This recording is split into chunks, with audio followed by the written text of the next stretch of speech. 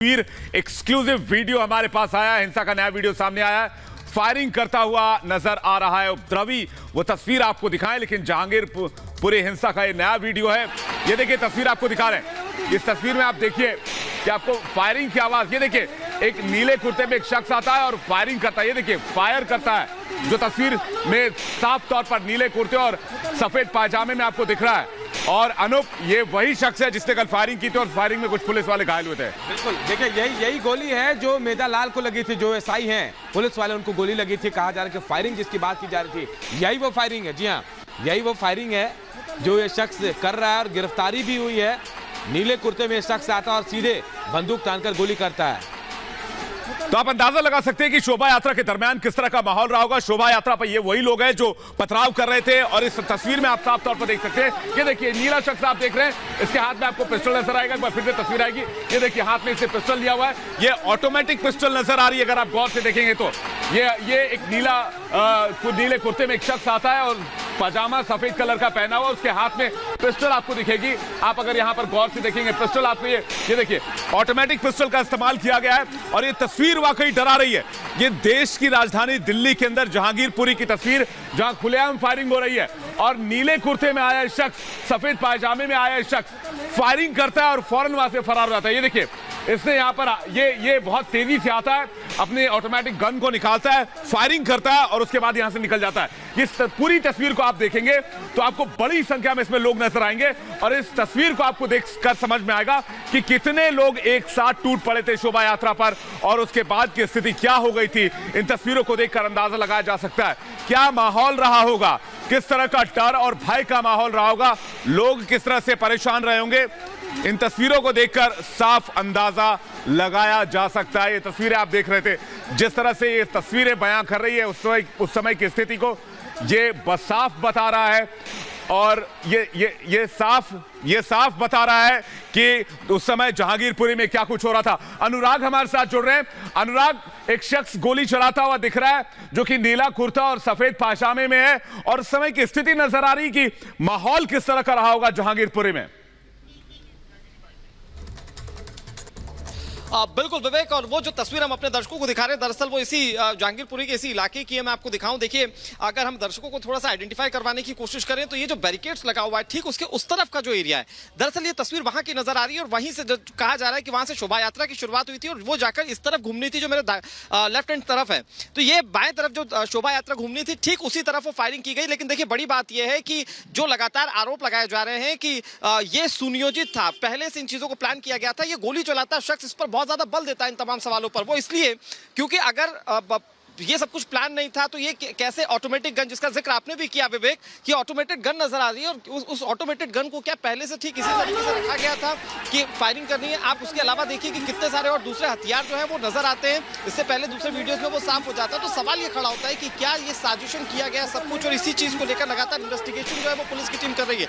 लेकिन एक बात तो साफ है, क्योंकि इससे पहले जब पुलिस से बात की गई थी और सवाल पूछा गया था, यहाँ पर जितने भी तमाम पत्रकार मौजूद थे, तो सवाल पूछा गया था कि क्या यहाँ पर वेपन्स लहराए गए थे, वेपन्स को लेकर पुलिस की इन्वेस्टिगेशन शुरुआती तौर पर क्या कहती है। तो पुलिस ने यह कहा था कि हम इस मामले में अभी इन्वेस्टिगेट करेंगे और जब तक कुछ साफ नहीं हो जाता तब तक इस दिशा में कुछ नहीं कहेंगे। लेकिन यह वीडियो अब कम से कम ये मजबूर करेगा बोलने के लिए कि इस मामले पर क्या कहा जाएगा, क्योंकि वेपन्स इस्तेमाल हुए हैं और वेपन्स जो है वो पुलिस कर्मियों को भी लगे। तो अब इन मामलों को लेकर पुलिस इस पर क्या बताती है, कौन सी थ्योरी बताती है, क्योंकि अब इससे एक बात तो बहुत ज्यादा साफ हो जाती है कि कहीं ना कहीं ये पहले से मंशा रही होगी, जिसको लेकर स्थानीय लोग इस बात पर बार बार गौर कर रहे हैं कि ये पहले से ये सुनियोजित किया गया था, पहले से इस बात की कोशिशें की गई थी। क्योंकि आप देखिए जो हम वीडियो लगातार अपने दर्शकों को दिखा रहे हैं उसमें भी अगर आप देखेंगे तो एक साथ कई सारे लोग जो हैं वो शोभा यात्रा पर टूटते हुए नजर आ रहे हैं। तो ये बताता है कि पहले से कहीं ना कहीं इस बात की गैदरिंग की गई थी, इस बात को लेकर हलचल की गई थी और जैसे ही वो मौका मिला, जैसे ही वो शोभा यात्रा वहां से शुरू हुई, मैं कहूँगा एक बार फिर से वो तस्वीरें संजीव दिखाएं। देखिए वहीं से शोभा यात्रा निकली थी और जो तस्वीरें हम अपने दर्शकों को दिखा रहे हैं अब उसमें ये देखिए कि ये जो बैरिकेडिंग के उस पार वाला इलाका है, जो तस्वीरें हम अपने दर्शकों को दिखा रहे हैं दरअसल ये वहीं की तस्वीर नजर आती है जहां से फायरिंग हुई थी। और यहाँ के लोग जो चश्मदीद है, जिन्होंने इस पूरे घटना को देखा, वो बार बार इस बात को कह रहे हैं कि हथियार वेपन्स लगातार लहराए जा रहे थे। और वो संजीव मुझे लगता है वो तस्वीरें भी दिखानी होगी। देखिए जो आसपास के घर दिख रहे हैं, जो फैक्ट फाइंडिंग कमेटी आई थी उन्होंने उन घर पर खास तौर पर जोर दिया था, क्योंकि कहा जा रहा था कि स्टोन पैलेटिंग जो थी वो इन्हीं घरों से की गई थी। जो पेट्रोल बम की बात कही जा रही है या जो कांच की बोतलें फेंकने की बात कही जा रही है, कहा जा रहा था विवेक कि वो इन्हीं घरों से फेंकी गई थी और इन्हीं तमाम इलाकों को पूरी तरह से इंस्पेक्शन में रखा गया है जाहिर तौर पर, क्योंकि अब कोर्ट में भी तमाम आरोपियों को पेश किया जाएगा, वहां से उनकी रिमांड मांगी जाएगी। कहा जा रहा है कि 14 दिन की रिमांड कम से कम मांगी जाएगी पुलिस की ओर से। और अगर अनुराग, और ये देखना होगा कि आखिर कितने दिनों की रिमांड पुलिस ले पाती है। आप बने रहिए अनुराग हमारे पास, हमारे साथ, हम लौटेंगे आपके पास। लेकिन लगातार वो तस्वीरें हम आपको दिखा रहे हैं दिल्ली जहांगीरपुरी, जिस तरह से ये हिंसा हुई है और किस तरह की जो तस्वीरें हैं, तमाम नए वीडियोस जो हैं वो सामने आ रही हैं। आखिर कौन है दिल्ली के इस अमन चैन का दुश्मन? आखिर क्यों दिल्ली के सौहार्द को बिगाड़ने की कोशिश हो रही है? आइए आपको दिखाते हैं एक रिपोर्ट के जरिए।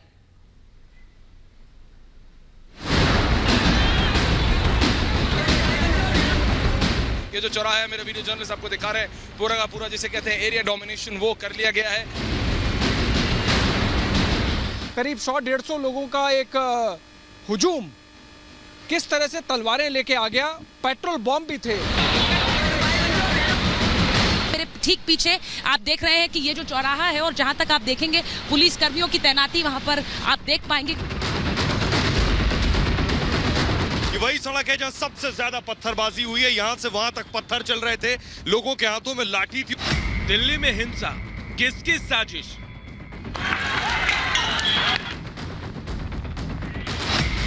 रिपब्लिक भारत की तफ्तीश, ग्राउंड जीरो पर सबसे बड़ी चीज। दिल्ली का जहांगीरपुर इलाका छावनी में बदल गया है। भारी संख्या में पुलिस बल तैनात है और सुरक्षा बलों की टीमें लगातार फ्लैग मार्च कर रही हैं। दिल्ली पुलिस लोगों से शांति बनाए रखने, अफवाहों पर ध्यान न देने की अपील कर रही है, तो साथ ही उन लोगों को तलाश रही है जो दिल्ली के अमन चैन में आग लगाना चाहते हैं। ये जो चौराहा है, मेरे वीडियो जर्नलिस्ट आपको दिखा रहे हैं, पूरा का पूरा जिसे कहते हैं एरिया डोमिनेशन वो कर लिया गया है। रैपिड एक्शन फोर्स यहाँ पे मौजूद है, सीनियर दिल्ली पुलिस ऑफिशियल्स यहाँ मौजूद हैं, सीआरपीएफ के पर्सनल यहाँ पे मौजूद है। मेरे वीडियो जर्नलिस्ट रविंद्र आपको दिखा रहे हैं किस तरह से पूरे का पूरा ये जो चौराहा है, क्योंकि ये कहा जाता है कि बहुत ही ज़्यादा सेंसिटिव, आम तौर पे शांतिपूर्ण रहता है यहाँ। आप देख रहे हैं मंदिर मस्जिद दोनों पास पास हैं, लेकिन तब क्या हुआ 24 घंटे पहले जिसके चलते हो गया द होल, अब जैसे कहा जाता है कि मतलब एफआईआर रजिस्टर हो चुकी है, एफआईआर में जिन जिन का नाम है उन सभी ज्यादातर लोगों को अरेस्ट कर लिया गया है। जहांगीरपुरी में हनुमान जयंती के मौके पर शोभा यात्रा निकाली जा रही थी। अचानक जुलूस पर पथराव कर दिया गया, जिसमें कई लोग घायल हो गए, कई पुलिसकर्मियों को चोटें भी आई। पुलिस उपद्रवियों की तलाश में जुटी है। करीब 100-150 लोगों का एक हुजूम किस तरह से तलवारें लेके आ गया, पेट्रोल बॉम्ब भी थे। आप देखें कल की जो तस्वीरें दिख रही हैं वीडियो, उसमें उसी स्पॉट पर एक पेट्रोल बम के यूज से कुछ व्हीकल्स को आग लगाई गई है, उस तरह का भी आपको देखने को मिलता है। पुलिस ने हिंसा के मामले में 10 से ज्यादा धाराओं में एफआईआर दर्ज की है। अब तक 14 आरोपी गिरफ्तार किए गए हैं। हिंसा में पुलिसकर्मी को गोली भी लगी है। पुलिस ने गोली चलाने वाले शख्स को गिरफ्तार भी कर लिया है और पिस्टल बरामद कर ली गई है। ठीक पीछे आप देख रहे हैं कि ये जो चौराहा है और जहां तक आप देखेंगे पुलिस कर्मियों की तैनाती वहां पर आप देख पाएंगे, क्योंकि यहां पर कल रात को ही आपको दिखाया था किस तरह से जो आरएएफ है वो तैनात थी, दिल्ली पुलिस तैनात थी, और इस वक्त भी यहां पर दिल्ली पुलिस का एक हैवी डिप्लॉयमेंट है जहांगीरपुरी में। दिल्ली हिंसा के मामले में अब सबूत सामने आ रहे हैं, जिनसे ये पता चलता है कि हिंसा के पीछे बड़ी साजिश थी। ये वही सड़क है जहां सबसे ज्यादा पत्थरबाजी हुई है, यहां से वहां तक पत्थर चल रहे थे, लोगों के हाथों में लाठी थी और आसपास जो दुकानें आप देख रहे हैं, इन दुकानों में लूटपाट की भी कोशिश की गई। सीपी सिंह अगर इधर आएंगे मैं तस्वीरें दिखाऊं, ये दुकान जो है ये अग्रवाल मेडिकोस है, बताया जा रहा है यहां पे भी लूटपाट की कोशिश हुई है।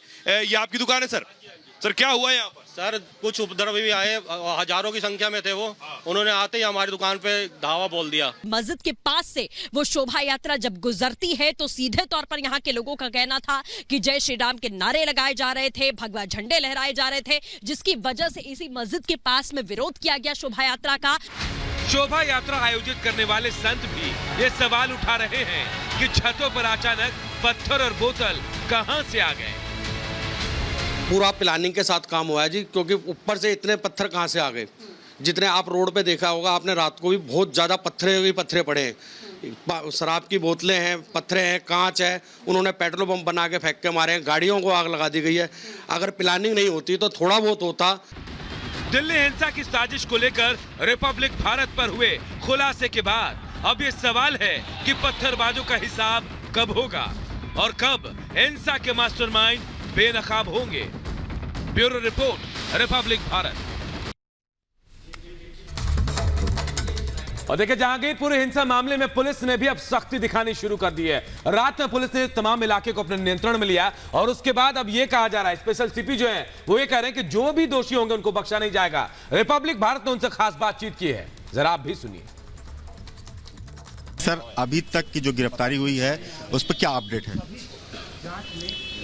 14 गिरफ्तारियां हुई हैं और उनसे पूछताछ चल रही है और इसके अलावा जितने भी तरह के लोगों के इन्वॉल्व होने की बात सामने आ रही है और उसके साक्ष्य मिल रहे हैं, उसके हिसाब से कानूनी अंसार का एक क्रिमिनल रिकॉर्ड रहा है, क्या लगता है कि वो मास्टरमाइंड हो सकता है? देखिए, अभी किसी भी तरह के कंक्लूजन पे आना ठीक नहीं है। बहरहाल उसे गिरफ्तार हमने किया है, उससे पूछताछ कर रहे हैं। किस आरोपी का और किस गिरफ्तार हुए शख्स का क्या बैकग्राउंड है, इस पर भी काम। आगे भी गिरफ्तारी संभव है? हाँ, बिल्कुल संभव है। अभी तो प्रोसेस शुरू हुआ है। सोशल मीडिया को लेकर के बहुत कुछ पुलिस ने हिदायत दी है। नहीं, बिल्कुल। देखिए, मुख्य उद्देश्य है अभी शांति व्यवस्था कायम रखना। इसके लिए अमन कमेटी, पीस कमेटी के साथ मीटिंग हुई है इफेक्टिव तरीके से, ताकि कोई भी फर्दर किसी भी तरह की कोई गड़बड़ी ना हो। जो इलाके के मौजूद तमाम लोग हैं उनसे हम लोग बातचीत कर रहे हैं, उनका हम सहयोग ले रहे हैं और इलाके में शांति व्यवस्था कायम कर रखने में, और साथ ही इस विषय पर भी हम लोग काफ़ी ध्यान दे रहे हैं कि किसी भी तरह का अफवाह न फैले और अगर अफवाह किसी भी तरह का कोई र्यूमर होता है तो उसको कंटेन कर